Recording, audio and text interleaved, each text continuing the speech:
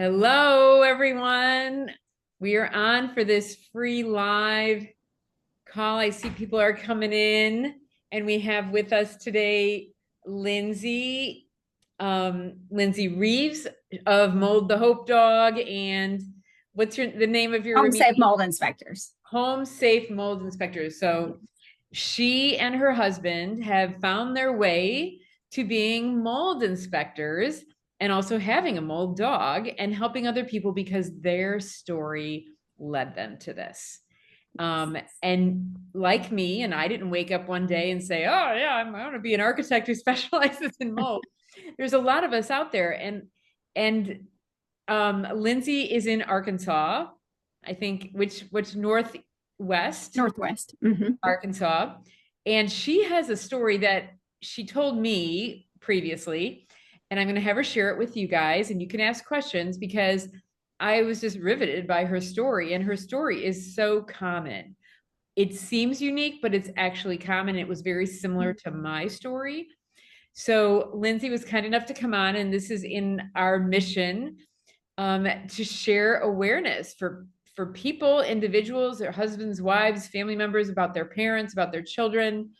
The elderly are often as affected as children are, and animals may be the first ones, kind of like the canary in the coal mine. If you've ever heard of that analogy of in the coal miners used to go down with a little canary, and if the canary died when they were down in the coal mine because there were some fumes that wouldn't affect them right away, then they knew they had to get out because they would be next. And so a lot of us humans are canaries in the coal mine, but oftentimes it's our children or our pets or our elderly relatives that are first to have symptoms. So with that, let me introduce Lindsay Reeves here, and let's get started. We do have a Q&A box. So for people who are doing this on Zoom, if you haven't done this before, this is a Zoom webinar.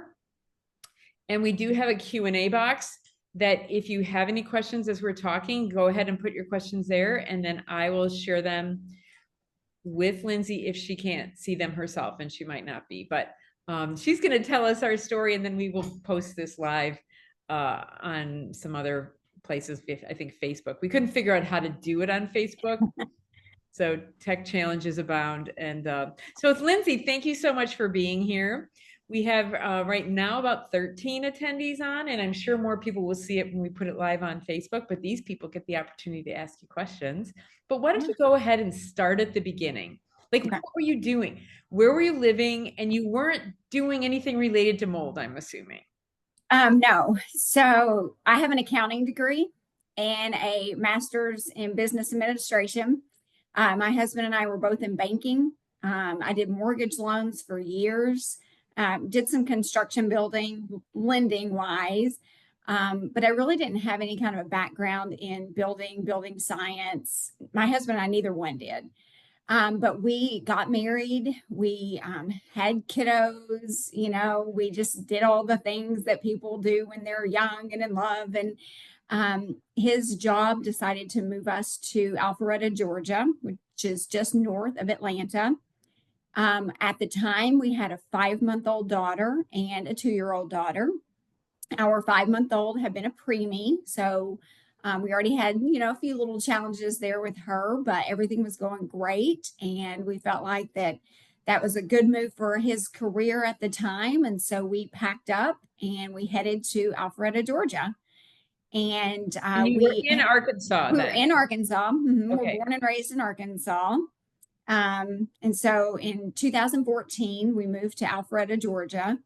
And the market there was really hard. It's a very busy area, lots of people moving in. So we had a really hard time finding a place to rent. Every place we put an application in, we were, number 17 on the list. And so we finally found a house. It was really a nice house on a cul-de-sac in a nice neighborhood. Had been built in the late 90s. It was 3-story, really pretty. And so we were like, this is great. We moved in a month later after we put in our application, and our 5-month-old daughter was our canary in the coal mine. And we did not realize that until after we moved out. But she was 5 months old and she started screaming the day we moved in the house. And she screamed for 2.5 years. You mean like Um, all night? Did she not sleep where she she was didn't sleeping? sleep. She didn't eat. I mean, she would have like, she didn't scream 24 hours a day. It was just a lot of the day. I had to hold her. I So could she not put her became down. colicky, basically. Did people tell you she was colicky? That's all. They said that she was a preemie and she had sensory issues, is what they told us. They were like, it's to be expected. She has sensory issues because she was a preemie. She's just really needy, very clingy. Um, but it was unbearable. I mean, I had to carry her everywhere. She would just scream. And as she got older, she started hitting and kicking and biting and spitting and headbutting. And she would hit her own head up against the floor or the walls. And I'm just like, what is wrong with this child? And so we took her to the pediatrician and they said it was normal. And, at 14 months, she wasn't eating. She could only eat like soft pureed food. She wasn't walking well, she wasn't meeting milestones, that kind of stuff. And so I just kept taking her to the doctor and thinking something was wrong. And they were just like, no, it's normal. And I just kept saying it's not normal. So would you And call it like failure to thrive? That yes, term yeah, before? yeah, that's what they would say. It was failure to thrive. They put her in all the therapies. So she was doing speech therapy for feeding therapy. She was doing physical therapy, occupational therapy, like all the therapies. We had every essential oil we could find, every calming, anything, dry brushing and teething chews and, anything we could find for her. And we really just attributed it to her being a preemie because that's what the doctors kept telling us, that it was just totally normal. Now, wait, this Um, is your first child or this is this was our second kid. So your we had a second? So 2 year you've old. been through the mom thing before. Yes, And yes. the older child, what were they having any issues at all? She didn't at first. So our first child was the easiest baby ever. And then this, second baby comes along and she screams nonstop. And so everybody's like, oh, it's just that second born child, and but our when we moved in, our 2 year old, she didn't develop symptoms quite as quickly. About maybe 4 months after moving in, she started having bronchitis. She started getting rashes. She started falling down for no reason. And I think it was about 6 months in, we noticed that an eye turned in. So she had an eye that just kind of shut off and flipped in. And so we took her to the eye doctor in Atlanta, and they said she had accommodative esotropia, also known as strabismus. And they said that that muscle was weakened and it was basically just shutting down. And her vision was so bad that she wound up with extremely thick glasses, had to do patching on that eye. She patched that eye, or the good eye, to try to make the lazy eye stronger for I think 6 years. She patched that eye overall. Wow. So they're covering the bad eye. If she, I'm No, just you cover the good eye to try to make the make the bad eye work. okay. That's what I was curious about because I actually in my family have seen this. Yeah, yeah. And I We would see that with never kids. in a million years have thought it had something to do environmental. Mm-mm. No, we wouldn't have ever. So Sarah was the kid that we thought was sick. She was our older, our 2 year old, and she's the one that started with the breathing problems, the bronchitis, the rashes, all this. And we can physically see her problems. We could see her falling down for no reason. We could see her developing cavities for no reason. I mean, the kid never ate sugar. She ate vegetables like crazy. She was a super healthy kid. And she was getting like 7 cavities all at one time. Um, she fell off a little Tykes car and Mm-hmm. broke her arm so bad she had to have surgery while we were in that house. Oh my God. Um, Now we know that her body was just depleted of all of the nutrients and vitamins. And so she was just her body was so weakened.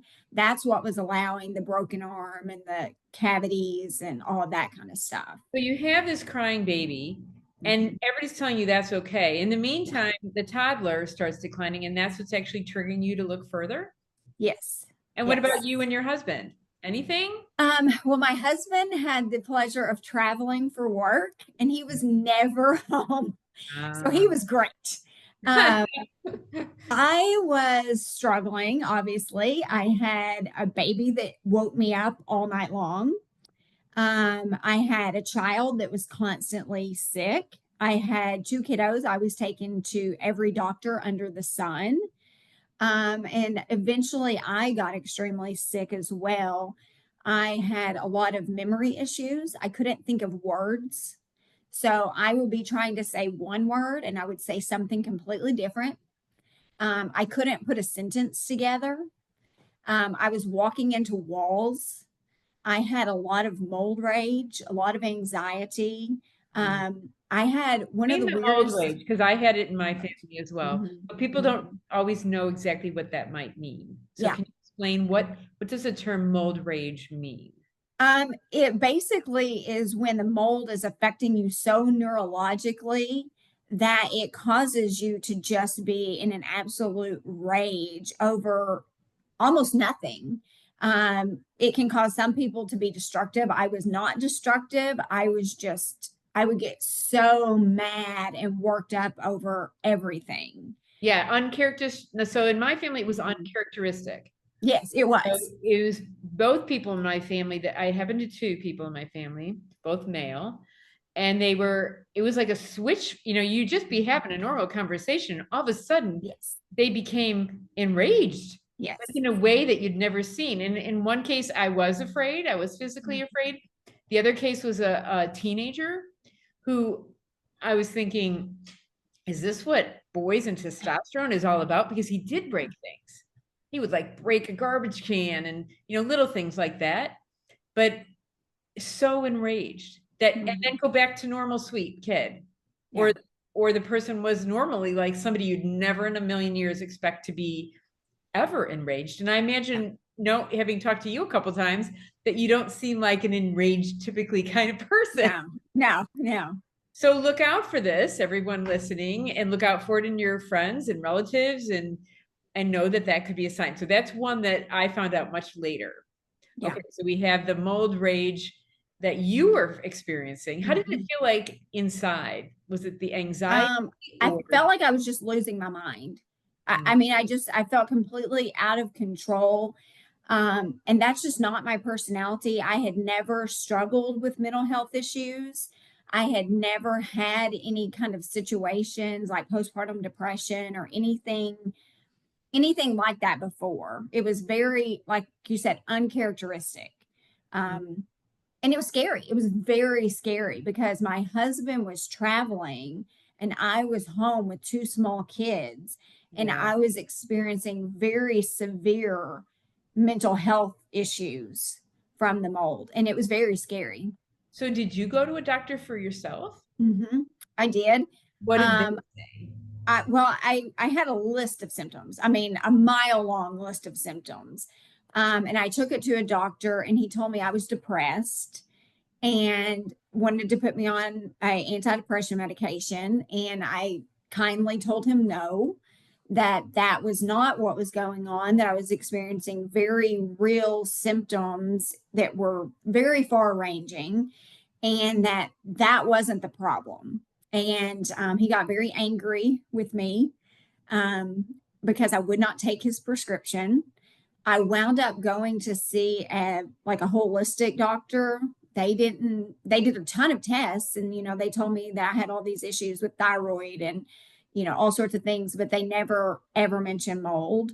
So yeah, I mean, we went to dozens and dozens of doctors in Atlanta between me and the girls.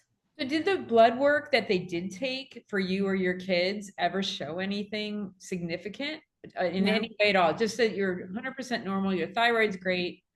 Mhm. There's nothing to see here. Yep. They tested our daughter Sarah for strep, I bet 15 different times while we were in that house. Because Really? her symptoms they kept thinking it was strep because of her breakouts. And she kept testing negative every single time. So did she have sore throats? It was perianal strep is what they were testing her for. So it was at the other end, not, yeah. Now she did have very swollen tonsils. So her tonsils got so big in that house that they almost touched. They were huge. Oh my goodness. And so what about the rashes? You said she had rashes? Mm-hmm. So Like she would eczema break would out. so what kind of rashes and where did she have the rashes? Hers were mostly like diaper rashes. It looked like if you've ever had a kid that has that acid Mhm. diaper rash, it was like that. And a lot of it was on her bottom. But she would break out all over her body. We would put her in a bathtub with plain water and she would break out. Like just like red rash, red bumpy Mhm. rash, or Yeah. and then would She would go almost have away? hives. Sometimes it Yeah. was almost like hives. But all over, top to bottom. Yeah.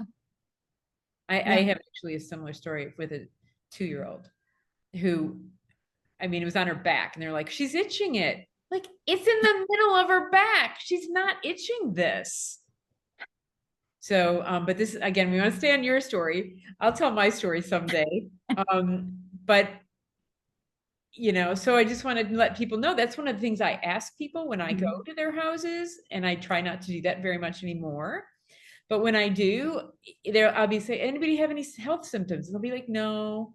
So then I ask the questions like, how about trouble concentrating in school? How about rashes, insomnia? Mhm. What are other ones that you can think of that you noticed? And I'll fill in. One of the really odd ones is frequent urination. I Mm, had that. I was getting up to go to the bathroom 10 times a night, 12 times a night. And it was so weird because I didn't actually need to go to the bathroom, but oh, my body kept telling me I needed to go. uh-huh. And we know now that that is our body trying to get the toxins out. And so it's sending that message to your body saying, you need to go to the bathroom. Well, let's try to flush anything out that we can flush out. And so one of our daughters also had that experience as well with frequent urination. So she was getting she was wearing a diaper maybe it's still at that point. Yeah, she was little, but even that was after during the recovery phase when we were trying to detox from it. She had that more so. Okay, so But your husband's fine because he's traveling and not home. You have yourself and your a toddler and an infant, mhm. both experiencing symptoms. So now what happens? How do we go from that to then what happens next? Yeah, so during the middle of all of this, we adopted our son. So we adopted a 17-year-old young man that was in the foster care system during this time because Because it's a your great kids time are so good. because we're just doing great over Oh here. my gosh. But that was something that we had started before we left Arkansas while we were still healthy. And so that had already been kind of in the process of adopting through foster care. And so he moved in and he got sick. So And he what were started, his symptoms? So now we have how old was he? he was 17. He's 17, almost an adult. Yep. He moves in, and what does sick look like? Unrelated physical, in Yeah. terms of genetically. He Yeah. moves in and now he's sick. What's his definition of sick? He was having nosebleeds Uh, and chronic sinus issues. Now, I will say he wasn't at home as much because he was at school all day and then hanging out with friends and that kind of stuff. So his never got as severe as the rest of ours. But he was having nosebleeds and the chronic sinus issues all the time. and could he do as well as he had been doing in school? Did you feel like, or did he feel like? I don't think we really noticed a change in that for him in particular.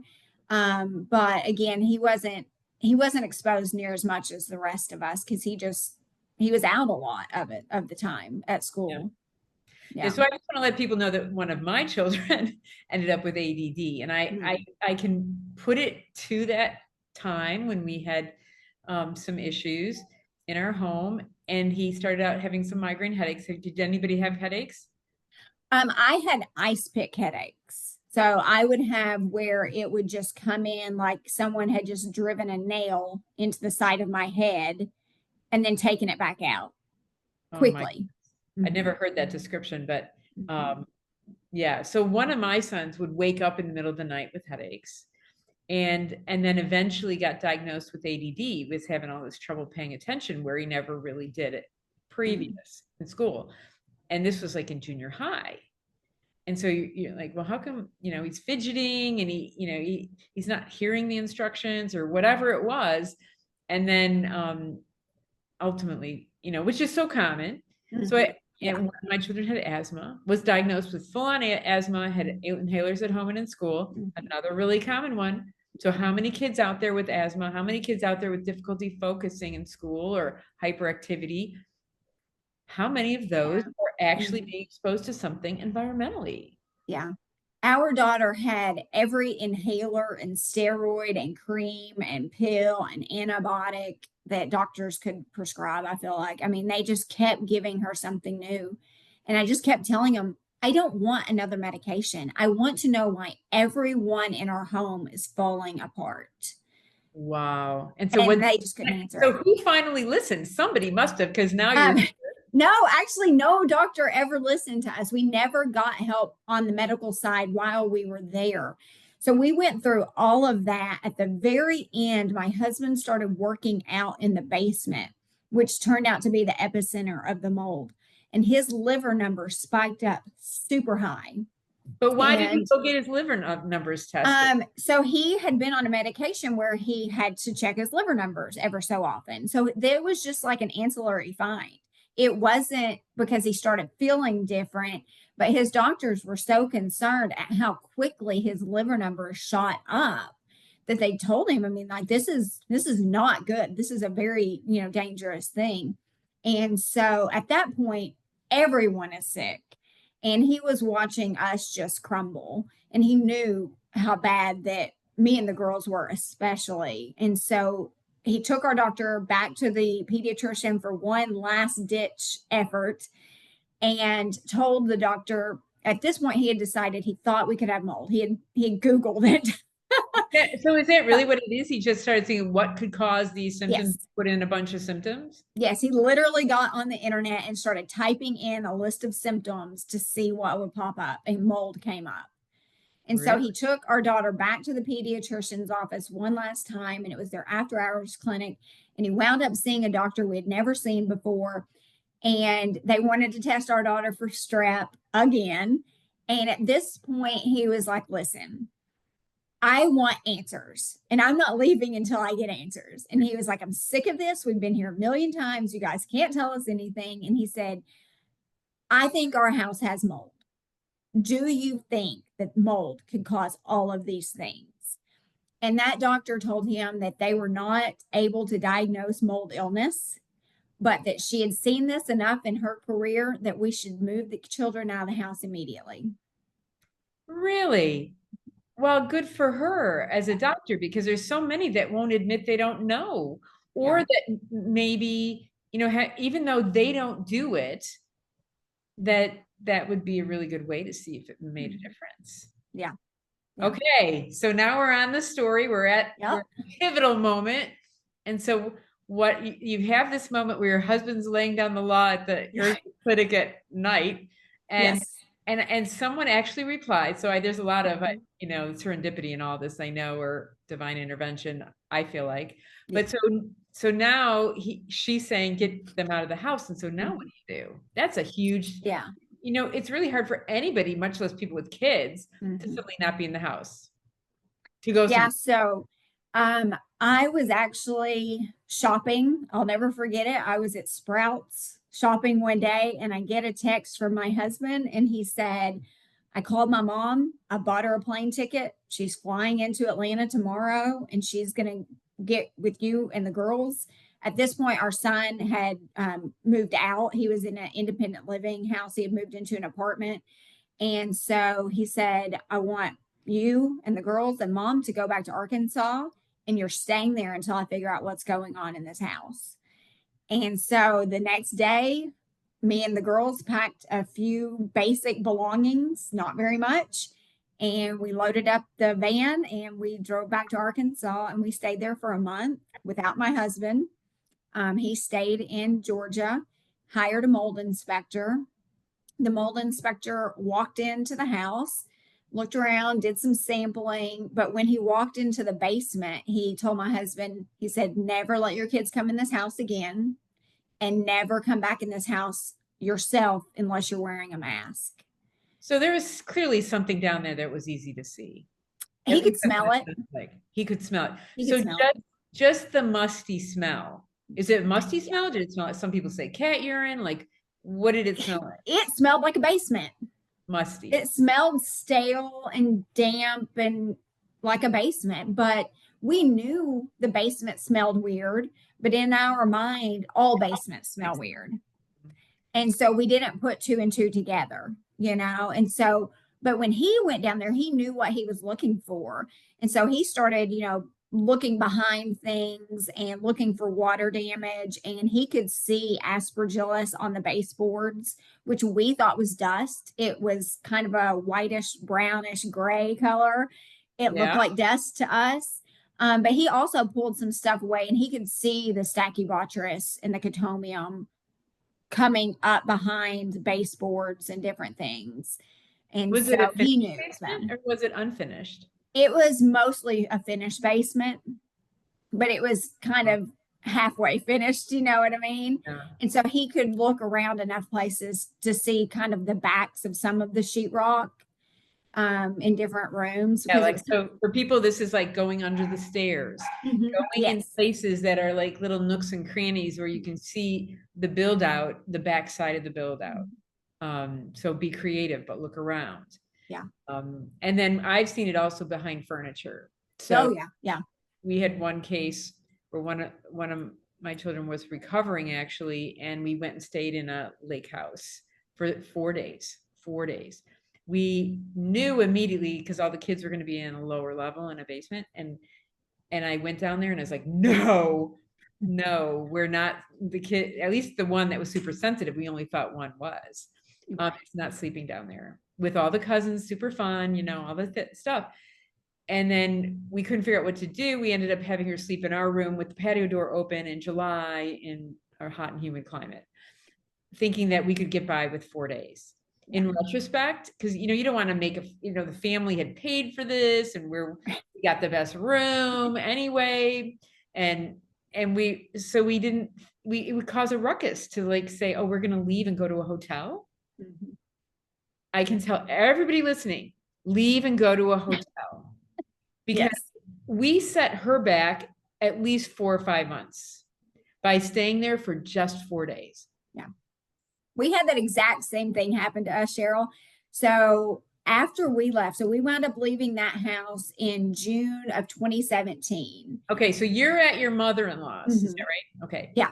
And so do you go back and get your stuff or do you leave it or what's up the stuff? So Blake was there alone for a month by himself, trying to hold down a full-time job and trying to deal with this house. He rented dumpsters and just started throwing our life in a garbage. And wow. so we filled 3 like commercial sized dumpsters. They were big. What kind of things are you throwing away? Because people are always asking, what can I keep? What can I save? I think there's a lot of people have different opinions. I have different opinions probably than some, but I'm curious what you think or what you thought then versus what you would say now. So back then there weren't a lot of Facebook groups. There weren't podcasts. There was not a lot of information out there. And so everything we did in 2017 was we were just guessing. It was all guessing. But we knew that our kids and I in particular, we were so sick that we weren't willing to risk anything. At that point, we would have lived in a tent under an overpass. We did not care. I mean, like we were done. And so everything in that house could have burned to the ground and we wouldn't have even cared if our kids and I got healthy again. And so we got rid of our mattresses. We got rid of our couches. We got rid of pillows. We got rid of anything that was leather or fabric or porous in any way, shape, or form. We kept glass, metal, and heavily sealed items or like really quality, like plastic items, anything we could wash in a washing machine or a dishwasher, you know, or submerge in water, we kept. We did keep a lot of things that we just couldn't bear to throw away. I had a ton of books and I Oh, couldn't bear to let them go. So we boxed them up and put them in storage totes and put them in a storage unit off site. And if we open that storage unit today and it's climate controlled and we start opening those boxes, it makes us sick to this day. is it still there? It's still, some of it is, yeah. Oh, We a couple years ago we brought a bunch of it out. We put it in the backyard. We put it out on tarps and left it out in the Arkansas 100-degree weather for like a week to see if that made a difference. It did not. yeah. So we threw most of it away then, but we kind of ran out of time. And so we just like packed some of it back up and threw it back in the unit. It was like, oh, we'll get to that another day. But, you Mhm. know, it was hard throwing that stuff away, but it just wasn't worth the risk. Um, yeah. And now going back through those boxes, we're like, we don't even care about that stuff. It's just stuff. It doesn't matter. Our kids are finally healthy. So that stuff is, it's just not important. Okay, so now we're at the point where your husband's throwing away your stuff. You don't care because you're so sick. Yeah. And what's the next step? Like where how are you going to find another place to live and the next chapter like you're not better yet. Are you better just living at your in-laws? So we were quite a bit better. So we were going back and forth between my in-laws and my mom's farm. My family has a farm in Arkansas, and so we would stay there, and then we go to his parents, kind of back and forth.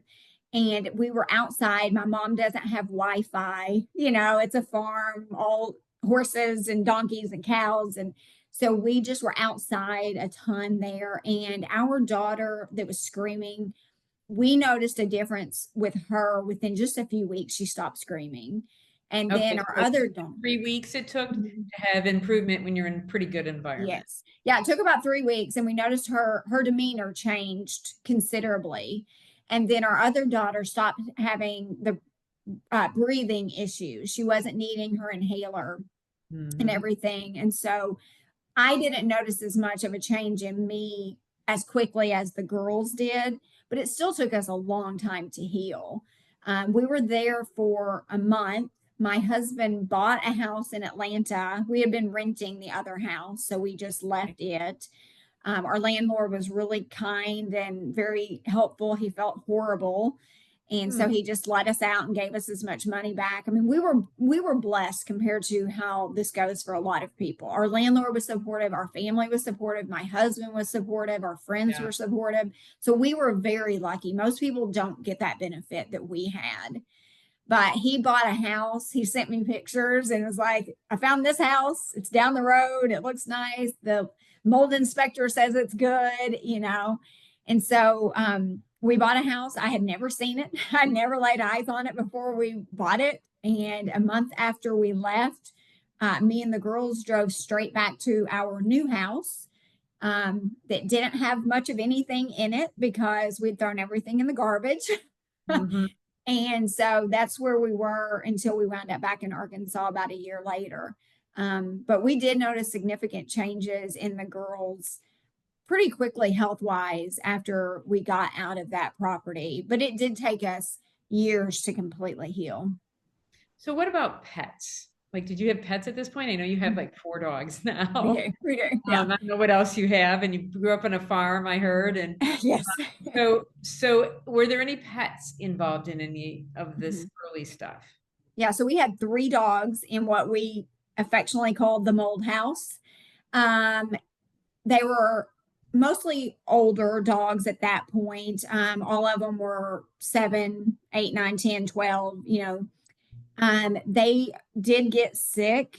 They were throwing up, having diarrhea, just different issues. One of them actually wound up having to have 2 surgeries while we were in that house because she tore her Achilles tendons in the back of her legs. Just weird, random things. They acted kind of squirrely and bizarre. We had one that got very aggressive, and he started attacking the other dogs, and that was really scary. He wound up attacking one of our kids. Oh my goodness. Yeah, So like mold rage for a dog. Oh yeah. wow. All right, so everybody that's on, we've had a lot of people join since we first came on this call. There is a Q&A, like a link at the bottom of the Zoom webinars that you can click on to ask questions. So that's what we have for asking questions. I don't see anybody having asked any questions yet. I'm sure, I have a feeling people are as riveted as I am. It's like, okay, we're on chapter 3 here now. So you moved back to this builder house and that was fine? No, we The found mold builder there house? too. Was it a new construction? Was it? No, the Okay. area that we were at, there was no new construction because it was so built that there was nowhere really left to build new construction. You would have had to go pretty far out from where we were at. And so the house we bought was also a little bit older of a home. Again, back then we didn't know what we know now. Mhm. So we made mistakes. But we bought the house. It was nowhere near the level of the old house. We did find mold in the kitchen, so we had it remediated. Okay, so we're in the Um, kitchen, under the it was sink, behind the sink, kitchen sink. behind. hmm And Mhm. so we found that, we got it fixed. And other than that, we didn't really have a lot of problems in that house. And so the health issues or the health improvements that you had gained in Arkansas were now continuing on in. And did your son that you adopted, did his bloody noses and stuff go away when he Oh, moved yeah. to his apartment and stuff? So Yeah. clear that suddenly he wasn't having it. It So, was immediate for him. His stuff stopped immediately. and your husband's liver numbers, did they, Went back down. when he moved, Yeah. After or we when got he out. started wearing respirators around the house? Yeah. No, it was after we left. They went back down. Okay. Wow. And so then there must be other reasons that you decided to move to back to or Arkansas because you were doing well, it sounds like. Yeah, we decided we wanted to get back to family, and honestly, where we were at has more of a tropical climate than what we ever expected. And so it stays very humid. And we decided that for what we were going through, being in a really tropical type climate was probably not the best for us at the time. That if we wanted to maximize our healing, getting back, a little bit out of that tropical climate would be better for us. And overall, having more family support.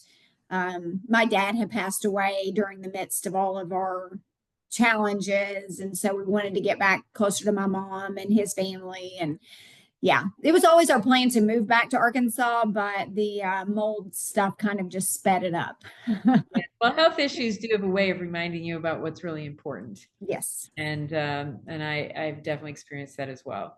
So let's go forward then. So then you're a stay-at-home mom. I'm assuming your husband's doing marketing, Sales, yes. sales. And so your accounting is on hold because you're a stay-at-home mom and a sick Mhm. one with 6 Yeah. children. You go back to Arkansas, and so then what happens next? Now today we know you have a mold dog in a business, but how did Yeah. we go from all of that to then the next steps that became your life today? Yeah, so we moved back to Arkansas and we were very vocal with our story. We were shocked when we learned what mold could do. It just blew our mind. It took us a long time to wrap our brain around it. From the mortgage industry, I had known enough about mold to know, like, oh, you don't move into a house when you find mold, it's dangerous, right? But I Oh, really didn't understand what that meant. And so as we went forward and we started realizing that our daughters screaming and headbutting and kicking and biting and all those things were from the mold. And all of our other daughters, respiratory and vision and balance and all the things that I had going, we realized that it was so much more widespread than we could have ever imagined. That the symptoms are so wide ranging, so random, so bizarre, and we just different from person to person. different for everybody. Yes. And so we just felt like I'm just kind of a vocal person on things like that. So I wanted to tell the world. I Mhm. just wanted everybody to know because I didn't want anybody to spend 2.5 years or more of their life chasing symptoms and not get answers. And so I was like, I know something that everybody needs to know, right? And so we just became very vocal We Like shared our vocal in what story. way? Like you walk up to people and say, "Oh, you have dark circles under your eyes." Do you No. know, or you're at church and you see someone who looks like they're fit, that have this failure to thrive, they're super Yeah. thin and don't look healthy. Do you go, like, so what does that No, mean? I didn't do that, but we would just share our story a lot on Facebook. So we So just you already were on Facebook, and I this was is on just Facebook. your Mhm. friends, or now you're doing this in some sort of No, a just friends. Just Mhm. friends. And so and we would tell people like if somebody um told us they had mold at their house, we would immediately tell them about it. If I walked into a business or a church or a restaurant or anywhere and I saw mold, I would tell them, you know, y'all need to get this fixed. This can make you sick. And then our friends and family kind of followed us on our journey and our healing just through like Facebook 'Cause and they could see all this happening to Mhm. you So guys. they knew what was going on. And so they started sending people to us. And Uh, so they would send us a text or call us and say, "Hey, I think my neighbor has mold. Can you talk to him? I think my sister has mold. Can she call you? I think my brother has mold. Can he text you guys? That kind of stuff." And mhm. so I say this all the time, and I'm like, we became the crazy mold people that everyone sent their friends and family to. Who And so, believed you versus huh? did you find people who shrugged it off too? Oh yeah, oh And yeah, because that's what a lot of people end up experiencing is that I mean, I've experienced where if I say something to someone and they're like, there's yeah, mold everywhere. yeah, right. Oh, we got that all the time. But usually by the time they called us, they were usually sick and having enough trouble that they were looking for answers. And so we just spent years honestly talking to people and kind of being a shoulder and, a sounding board and someone that, we would have people call and they would say, "I finally don't feel crazy. I Mhm. finally found somebody I can talk to and share my story and talk to about this. And I don't feel like you're judging me or think I'm insane. And so we did that for a long time. But at the end of the day, everyone asked us the same question, and it was who can come inspect our house?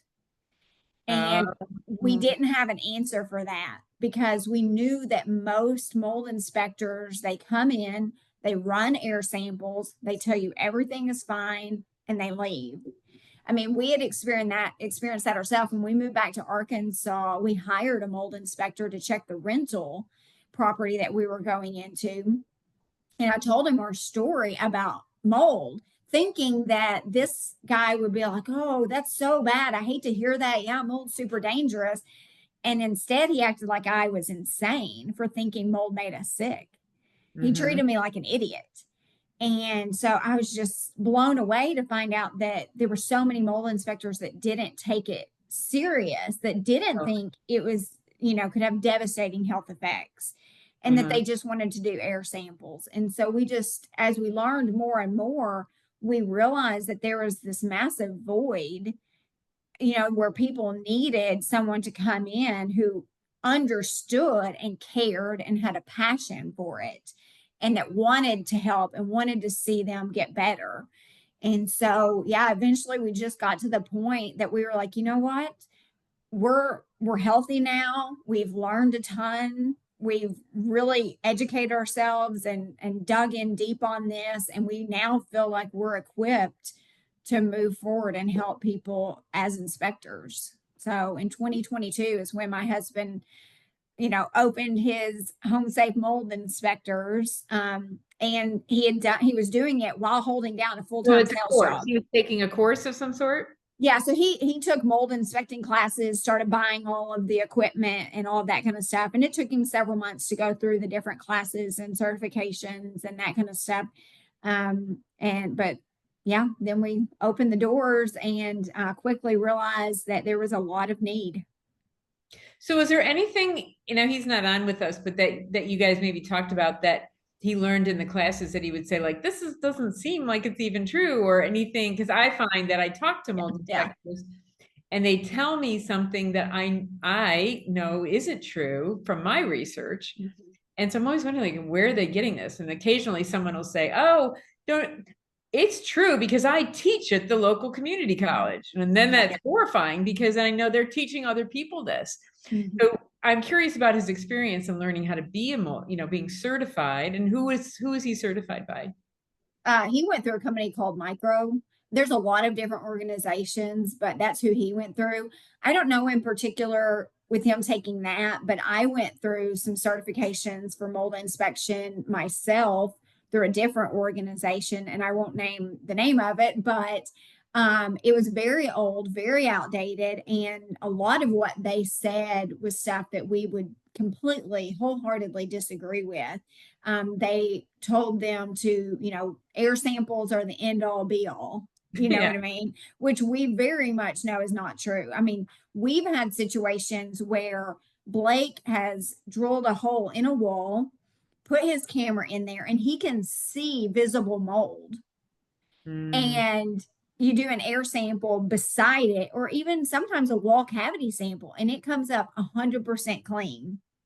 Yeah, no, And that you can see the actually mold. happened to me with an ERMI too. And I Yeah. don't know if you've seen it with an ERMI, but I Mhm. had an ERMI of my house and air samples, and our blood work was showing that we Mhm. were being exposed. Of course, it's a house I built, and there was nothing to see, but I believed the blood work, Yeah. and it was the same, very, very smart people, good people that some of you listening may know or have heard of, and it came back negative. And I just finally came to the conclusion, maybe like you, where it's like, okay, forget this.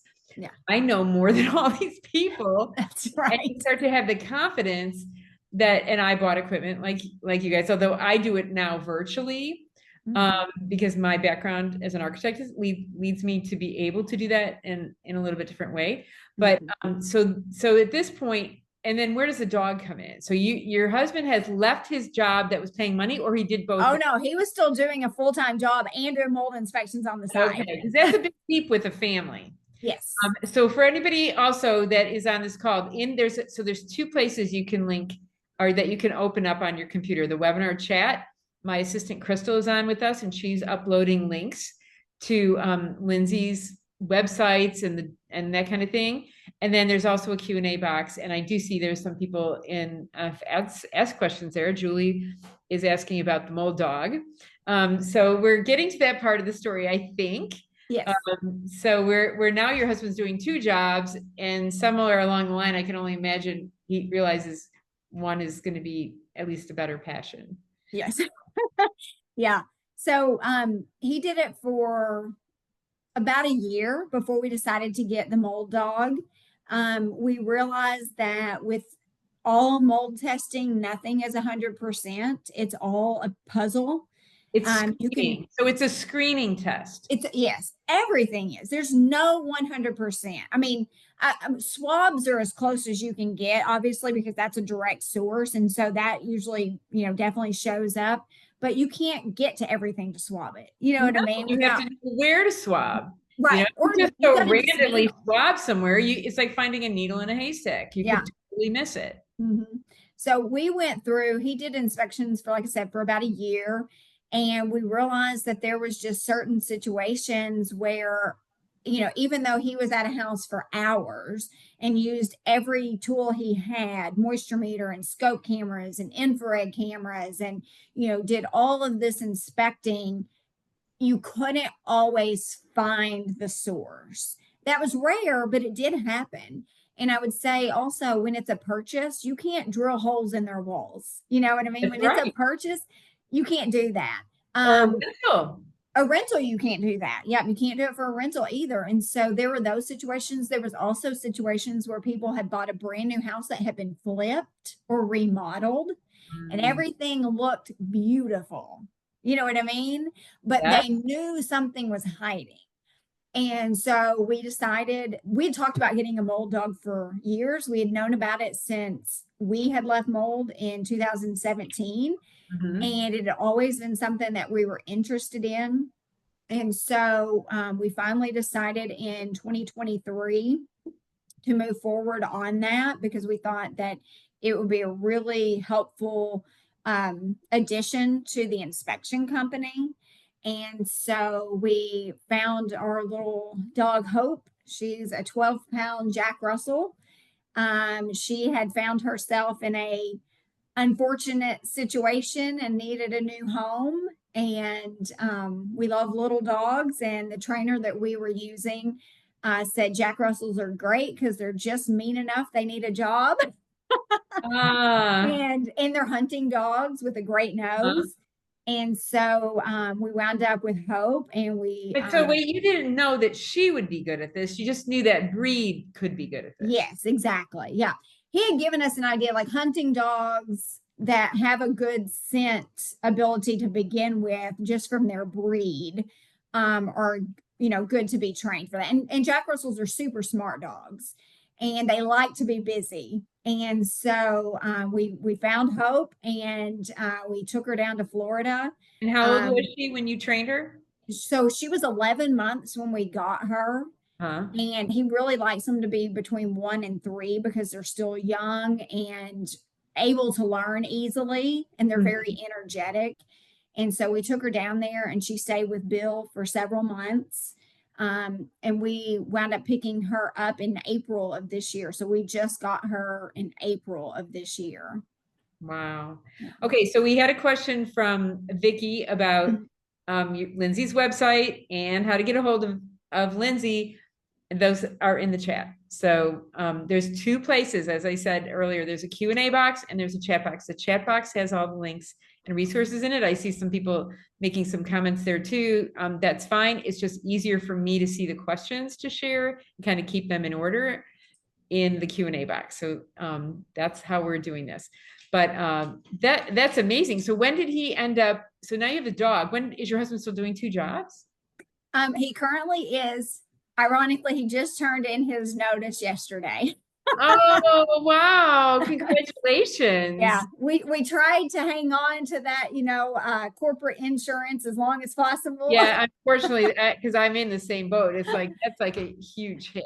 Yeah, And it then you is. have kids. Yeah, but we just got to the point where he can't do 7 days a week, 16-hour days. And the calls come in so much quicker. It's just kind of snowballed. And so we need to be able to get to people as quick as possible. We've been booking people like 2 months out, Mhm, and we just need to get to them because people who call us are usually coming to us from functional doctors. They're mhm. usually very sick. They've been chasing symptoms for years. We work with a lot of people with really sick kids, and we just need to get to them as fast as possible because time is just so important.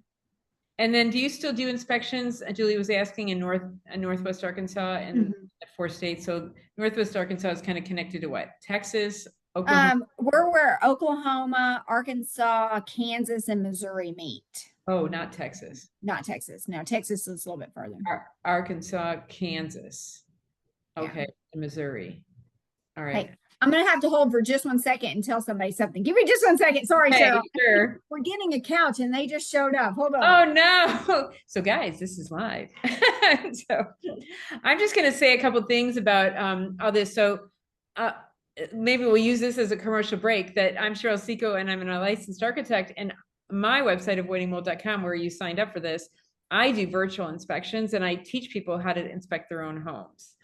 So my moisture basics course would be a good one to start. Lindsay can talk. I think she's taken some of my courses, so she can. Taking all of them, everything. So that's actually how I know of Lindsay, is because she's been in my courses that I do online. Now, that being said, I think that is a great way to start. And I do think, like in healthcare, also, we have to be our own advocates. And a Mhm. lot of this stuff, as you can see, Lindsay and her husband were not in the building professions, and they were able to learn this stuff. Now they're taking it to quite another level, but I think as homeowners, we still have to have basic knowledge, just like we have to have basic knowledge as parents and of our own bodies of, okay, this isn't normal. And there's things you can see that you can learn to see. And so that's my mission and focus. Thanks for letting me have an opportunity to say Yeah, that. sorry about that. Of course, it always comes at the worst possible timing. No worries, no worries. Everybody knows we're actually live. That's right. It does happen. So can I ask you anything about, like, so live, doing live inspections is also good in conjunction with my online stuff. Sometimes my online stuff, I can get to the point of just get out of there right now, if that's what you need. Just with my courses, which are super affordable. And so there's a lot of resources that you can use if someone on site isn't able to come out. There are advantages to someone on site in terms of pinpointing, especially someone who has taken my courses and who I can wholeheartedly say has done their research and learning the kind of stuff that I teach, and I can't do it all alone. So I'm so thrilled that Lindsay and her husband are doing this and moving the ball forward in their local area. But know that there's other resources too, and that not to disregard that you're still going to have to, because we're going to live and stuff's going to happen. It's going to keep happening. So, so we want to be able to recognize, be vigilant always, to notice like, maybe this is something I need to keep my eyes out for. So, so now we're at your husband's just now going to go off on his own, and you're obviously involved in the business as well. And your kids doing well? They're doing great. Yes, we're all, I would say 95% healed. Oh, that's so inspiring. And I hope that is a hope that we can share with other people. We've been on quite a while now, that because it does sometimes we feel really defeated and we feel so lousy and we feel like there's just no hope out there, especially no hope the dog, but no hope for us and our families, especially for those of us that have family members that are not finding us credible or being dismissed by our medical professionals. So hopefully that gives people the courage and the tenacity to keep going. And I always tell people, know that you have to believe that you're going to get better. And I don't know if you ever came across this, but that's how I survived. There were 4 years of kind of really bad for my husband and I. We came through the Lyme disease route, and to understanding how big this is. And there was some really bad times. And I remember thinking, okay, I just have to not think about how bad it is and be thinking I'm going to get better. I don't know how, I don't know when, and I don't know what the path is going to be. But if I don't cling to that, you feel like you just want to fall apart and give up. So don't let yourself go to that. I used to listen to apps that had affirmations in them, like to fall asleep, because my brain is like ruminating over all the things that could happen. I'm a little bit that way as a worrier, but that I would listen to, you're going to be okay. So somebody's saying that to me in earphones when I fall asleep, but it's all going to be okay. You're smart. You can figure this out. You're healthy. Start thinking, yes, I am healthy. I'm just not as healthy as I could be right now. And I'm going to get there. So do you have any other inspiration along those lines that you want to share? I do. So I tell people just to know that when they're healing from mold illness, it's not a straight line. It's a roller coaster.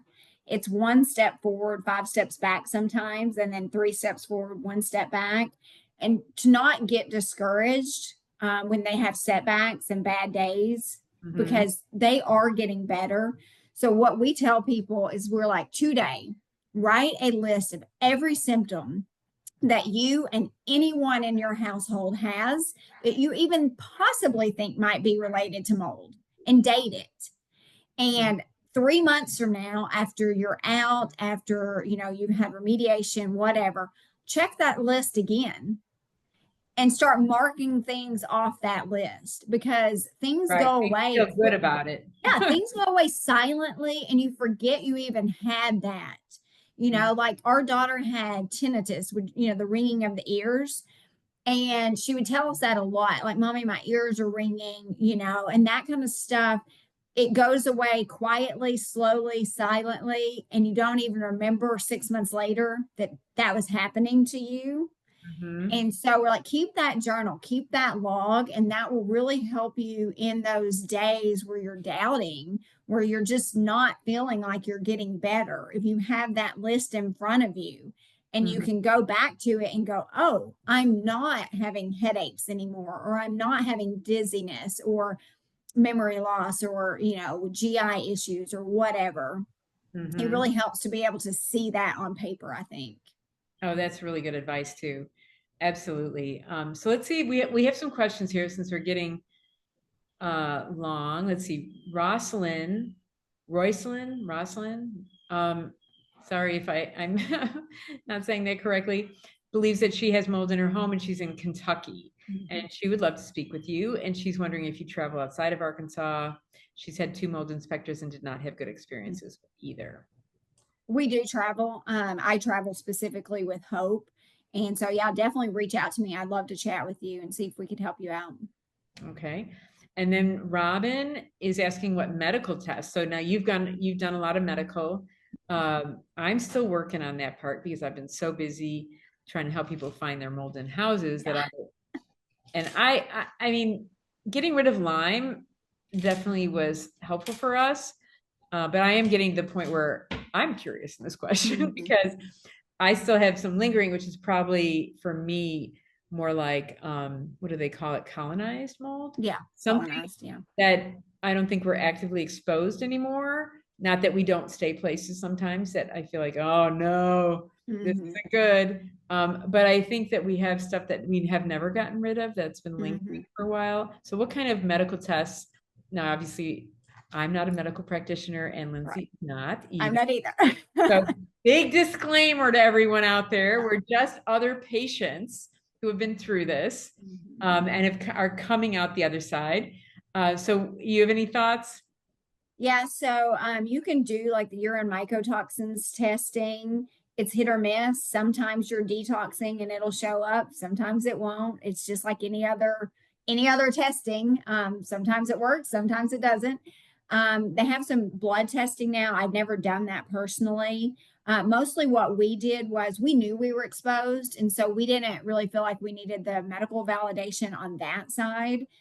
So Yeah, which we I would say the same thing. Like, why spend Mhm. the money? Even Yeah. if you have insurance, you're going to spend money on all that. Right. Insurance generally won't cover the mycotoxins testing and that kind of stuff. So we did do Marcon's testing, which is a nasal swab to see if you're colonized.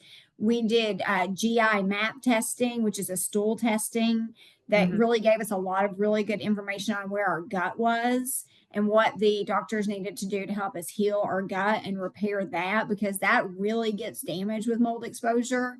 Mhm. And then we did a lot of just general labs checking our thyroid, antibodies, CBC, minerals, vitamins. We see a lot of people with super low vitamin D is one thing that we see. A lot of thyroid issues in women tend to be a really pretty big, issue. Hormone dysregulation and that kind of stuff. So I did a lot of hormone testing, and I think I've had one test of all of them. Well, that's a lot. I haven't done a lot of those because I did get better with just getting out of mold Mhm. and good food. So to all of this, if you're drinking Coke, even if you're drinking coffee, you might want to revisit that. Sugar, no sugar. Got to cut the sugar out. Now, maybe there's some natural sugars that you could have, maple syrup, honey, that might be helpful. But as a non-medical practitioner, I just say you got to go with real food. Yeah.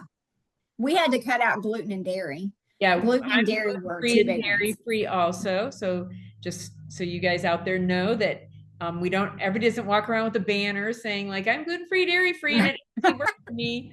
But there's a lot of us in that have suffered some pretty difficult health issues that have found that was helpful. Now I had autoimmune diseases too, and I have Mhm. pretty much those are all dormant, even though regular medicine would say that's not possible. Mhm. So, so we also have questions about the mold dog Mhm. stuff. So, Aaron is wondering about where folks can find people with mold dogs. Like, are there an association or list? Is it anything like that? There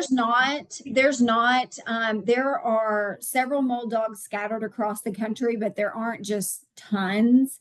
Bill, who trained our dog, is in Florida. There's one in New York, one in Washington State. There's a couple in Texas. We're in Arkansas. There's one in Kansas.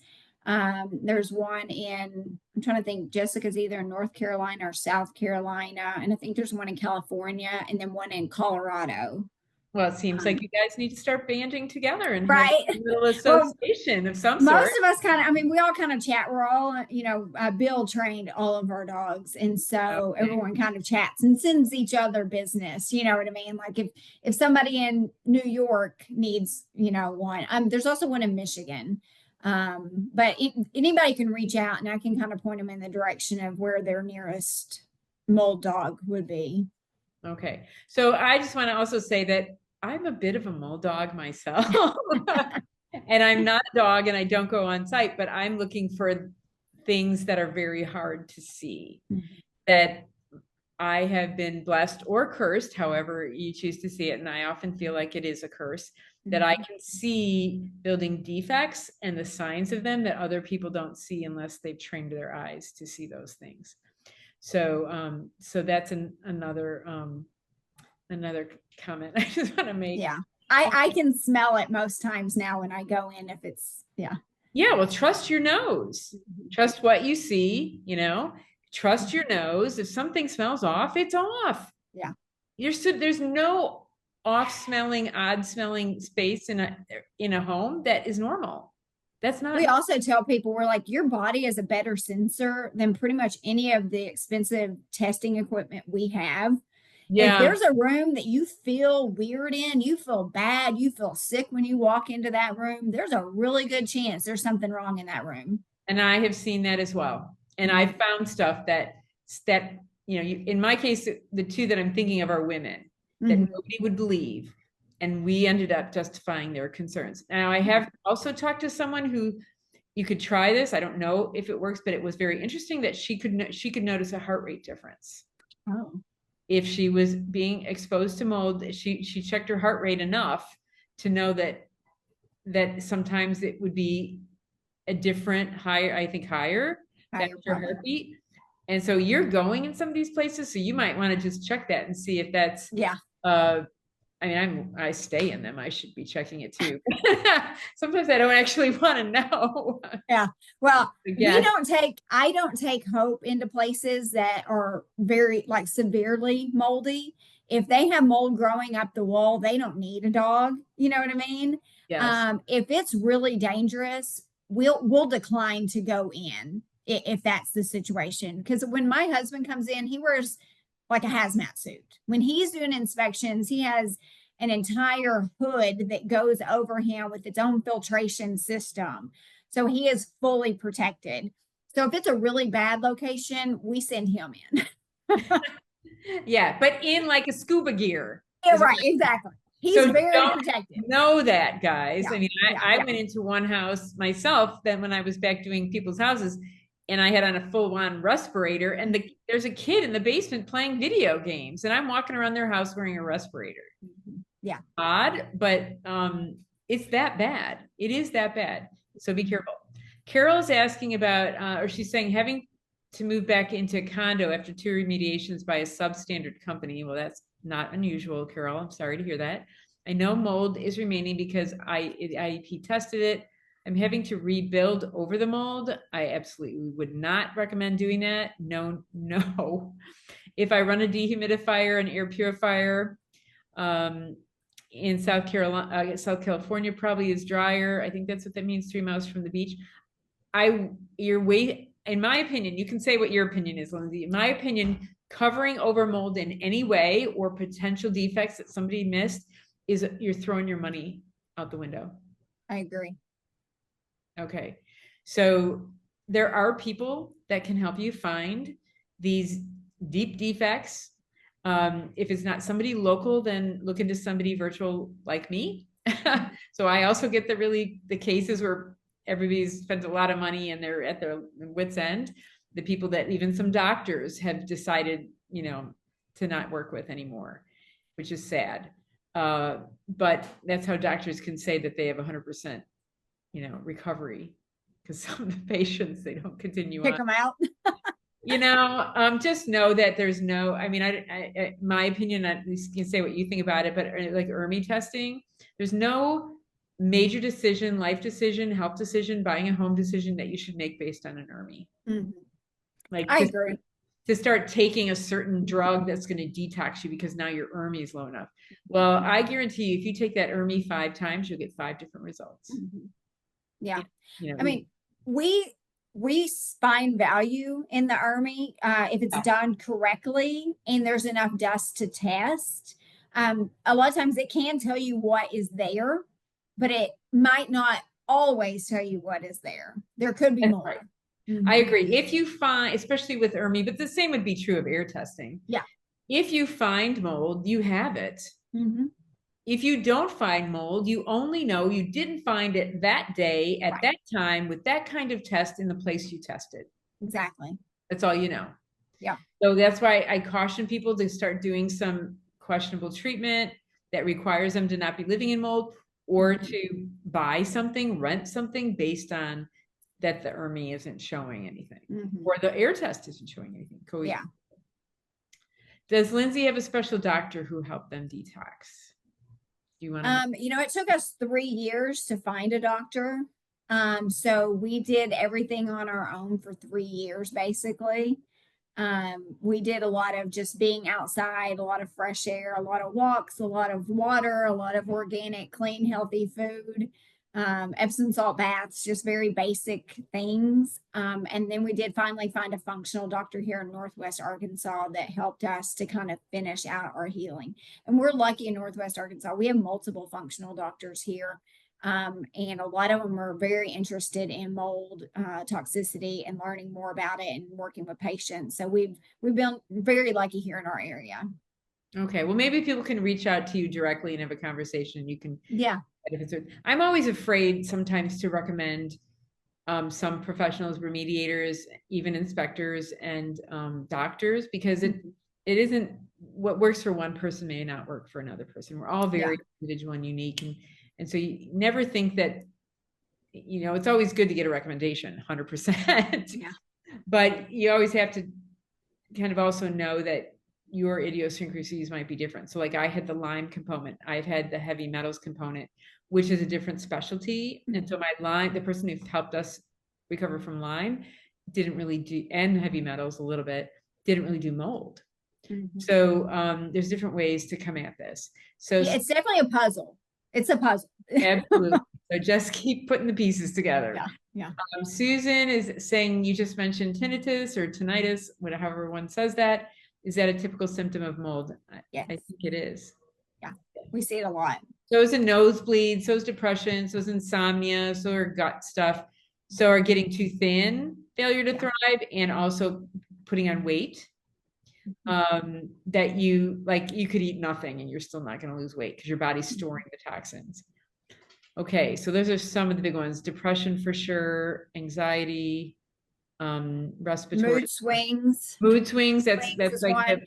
Behavioral issues in children, dizziness, brain fog, joint pain, aches. Oh yeah, like going and looking for your car in the parking lot, you don't know where it is. Yeah. You're driving, you don't know where you're going. Yeah. We're starting. I had that. That did go away. So is there anything else you can think of? I'm always trying to. I was looking, I have a little list over here and I was looking to see what else is on it. Hair loss, pandas, liver issues, hypersensitivity to pain. That was one of them our daughter had. So she could fall down and she would scream like she was on fire. You would have thought that like she would needed to go to the emergency room. She screamed so bad at her, and we found out that her nerves were kind of on fire. I mean, they were just so inflamed that they were so sensitive that everything hurt her. So that is one that we see. Food intolerances, onset of food intolerances. You can't eat a lot of things that you used to be able to eat. Like you eat gluten and you bloat really bad. You eat dairy and you're all of a sudden having stomach pains and you didn't used to have that before. That's one we see a lot as well.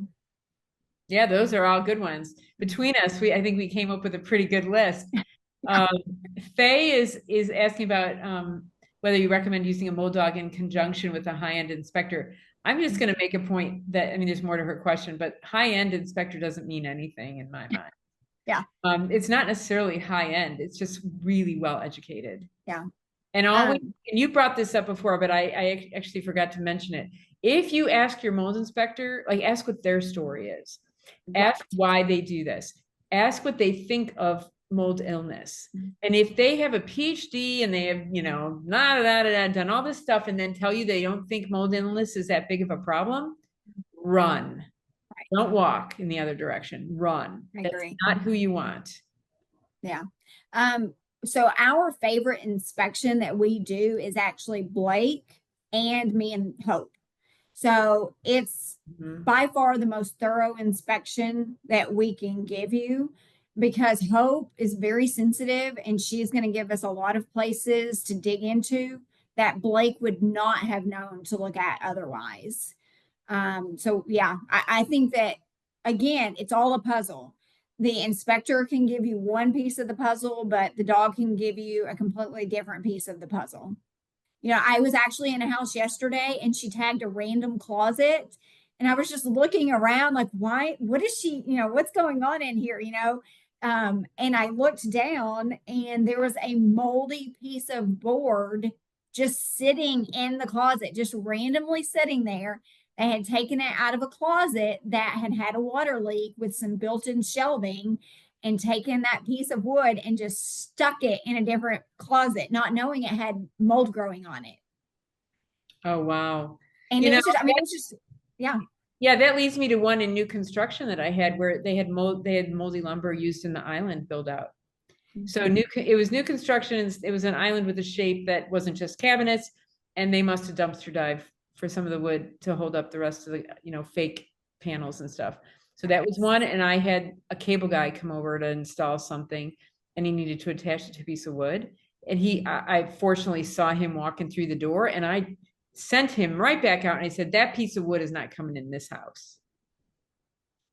I couldn't believe it that he was going to you put something in my basement to hold up something he was doing that looked like that was Yeah. completely moldy. They don't know. That's the sad thing. Yeah. They just are so unaware of how dangerous it is. Yeah.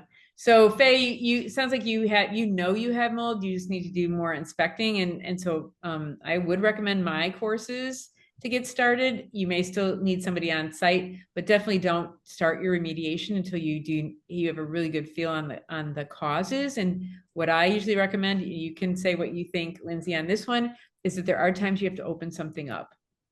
And but you use the inspection, you use the mold dog, you use me and what I'm saying about defects that are likely to cause water damage. And if you have water damage, it's probably going to be mold. And then you start there, and drywall is cheap. But with in containment, with a mask, and you have somebody cut a hole with negative air pressure, all these things. Yeah. My mold experts summit bundle, I talk about all these things, but you can talk to other people about that. Then you cut a hole, and I've had situations where it all looks fine. Then they move the insulation, and it's not fine.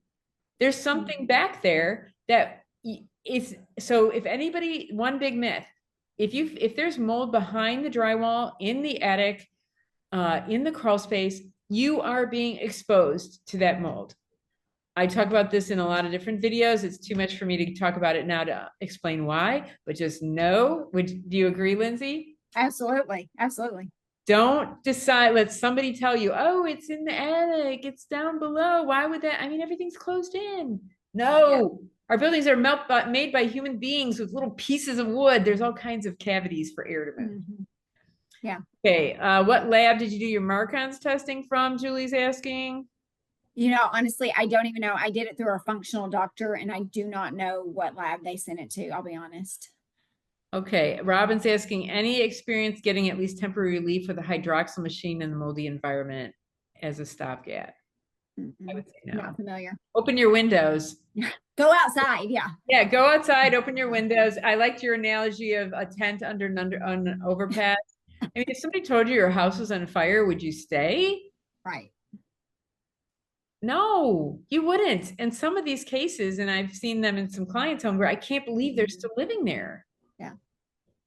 So yeah. The air purifiers of any kind seem to get overwhelmed eventually. and Mhm. they work temporarily, you may feel some improvement, but even the most expensive ones, and I'm not going to say any names, I have had clients who come to me after they've had one for a year and they say, yeah, it worked really great for the first year, but now it's not.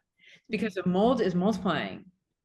If you don't fix why it's being fed, why you had mold, then Mhm. it's just going to grow back even after remediation. Yeah. So everybody. Yeah. One of the really well-known mold inspectors, he has an analogy. He was like, if you have a mold factory in your house, you've got to Yeah. get the factory out. And I think that's a great way to say it. Yeah. Anything that you do, like an air purifier, is a band-aid. They're great after remediation and when everything's perfectly clean and nice and great. It's great moving forward just for a general air cleaning standpoint, but it's definitely not a substitution for proper remediation or Right. even a good stopgap. And so I would tag on to that and say, so you know what makes a mold factory? Water. Right. Moisture in a space that can't dry quickly. Yeah. Whether it's two pieces of wood stuck together, there's gaps in there, Mhm. or whether it's the remediator just finished and everybody said, oh yeah, it feels dry, we're good to go. Yeah. Moisture content in wood is something you measure. Yeah. Moisture content in drywall is something that you measure. And I'm sure you have those pieces of equipment. Mhm.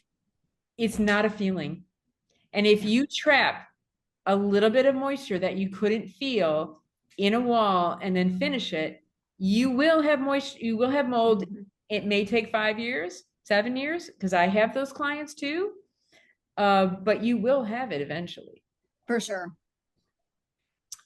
Okay, so yeah, Susan is saying tinnitus showed up a year ago, over a year after her major mold remediation. So Mhm. I'm going to guess that some root cause wasn't addressed, Susan. So you want to keep going. Sorry about that. And Gloria is saying, do we just camp as much as possible? I do camp a lot. Yeah. So Yeah. I Yeah. will say that I usually feel the best when I'm camping, but in climates that are conducive, like drier climates. I'm in Florida right now, so people might see that my background is different. And I don't know, this is really tough. This is a tough place to be. Yeah. Florida is a tough place for us to visit too. Yeah. So people asking about favorite air purifiers. Yeah, I don't think I'm sure you don't have, I'm thinking you don't have one. I don't have one. I would spend as little money on that stuff as possible. I do have a box fan idea that you could try. Did you ever Yeah. try that? I didn't, but I do tell people to do that sometimes.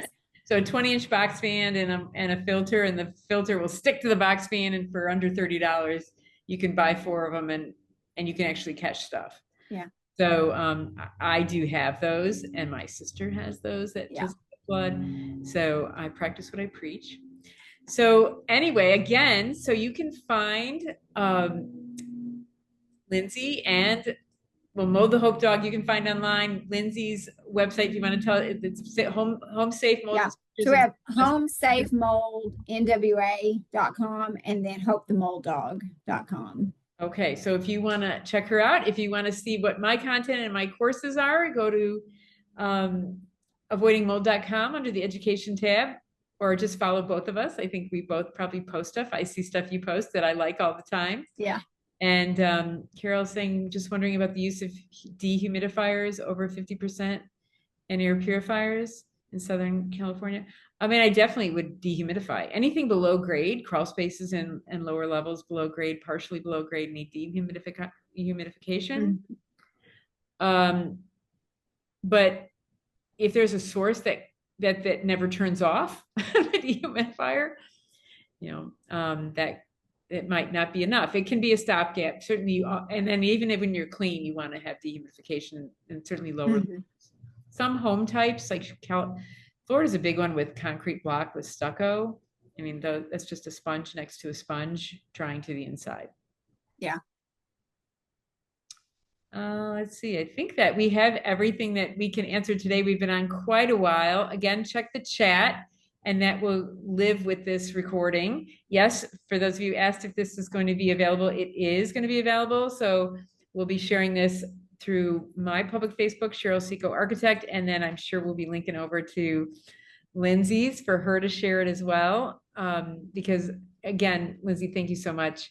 Thank you. it's really great to hear a success story, even for me, because I get kind of dragged down by, the people just keep coming. Mhm. But it's good to know that it is possible, and that the things that happen to us, sometimes we're led to do something we never thought of. And it could be writing a book. It could be becoming an inspector because you start educating yourself. It could be just helping your neighbor. And so I would end this with what I end a lot of my webinars with is, if you see someone that could use help or that needs to know this information, turn around and help them, because this is a ground up movement. I originally thought I'd be sharing with professionals, and it turns out I'm sharing with the people who actually care, and we can make a difference from the ground up.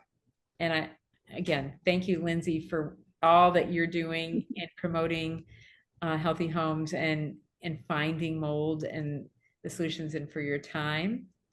Thank you, Cheryl. I appreciate you, and all of your education and courses has been so valuable to us, and we can't thank you enough. So if you have not taken her classes, take them. They are very, very, very worth it. Okay, well, thank you for that, because I often don't hear, and I and sometimes you feel like you're not making a difference. I mean, I No, feel you're making a like huge it's, difference. I promise. Huge yeah. difference. So thank you, So Cheryl. I keep going, and you keep going, and you're younger than me, so hopefully you're going to keep going longer than I will. But I'm just so thrilled that there's more people talking about this, that all of you that have come on, that all of you that are watching this recording, take this information and share it with other people, so that we can continue to grow this mission of creating awareness of solutions and the path to solutions and recovery. Yes, absolutely. Okay, and thank you, Crystal, in the background, and we look forward to seeing you the next time we do this. Thanks. Bye. Bye.